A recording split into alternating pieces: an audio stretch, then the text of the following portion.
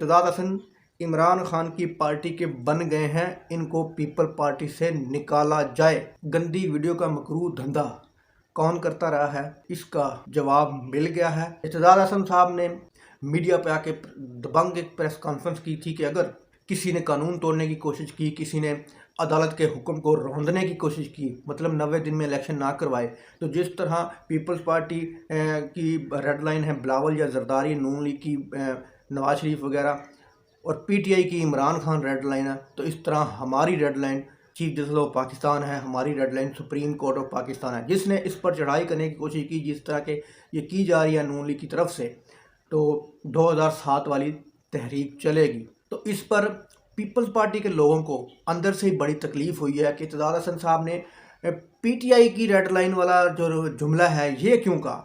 तो उन्होंने कहा कि ये इम्तियाज़ हसन साहब प्रो पीटीआई हो गए हैं, इनको ये कहना था कि इमरान खान हमारी रेड लाइन है, ये सुप्रीम कोर्ट वगैरह का नाम नहीं लेना चाहिए था। उन्होंने कहा कि इम्तियाज़ हसन साहब पीपल्स पार्टी के साथ गद्दारी कर रहे हैं और इमरान खान साहब की बड़ी साइड ले रहे हैं, प्रो इमरान खान बन गए हैं, इमरान खान के बड़े हमायती बन गए हैं। अहमद मीर के भाई हैं जी, आमिर मीर, वो कि जो कि निगरान हुकूमत में है, ये नकवी ग्रुप में है, और एक और भाई हैं जो कि सिंध असम्बली में है, उनका नाम है फैसल मीर। तो फैसल मीर ने कहा है कि जी इम्तियाज़ हसन इमरान खान की पार्टी के बन गए हैं, इनको पीपल पार्टी से निकाला जाए, और इमरान खान इनकी रेड लाइन है।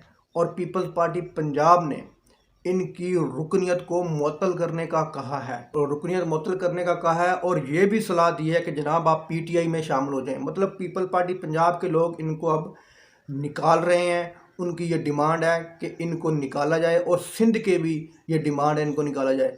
अब हो सकता है कि जब ये वकला तहरीक चले तो इम्तियाज़ हसन को पीपल पार्टी से निकाल दिया जाए, हो सकता है कि इम्तियाज़ हसन पीटीआई में ही शामिल हो जाए। गंदी वीडियो का मकरूह धंधा कौन करता रहा है, इसका जवाब मिल गया है, और बड़े एक सीनियर सहाफ़ी ने दिया है। तो जनाब अफसार आलम साहब हैं, एक बड़े सीनियर सहाफ़ी हैं, बड़े कॉलम निगार हैं, उन्होंने सबका नाम लिया है।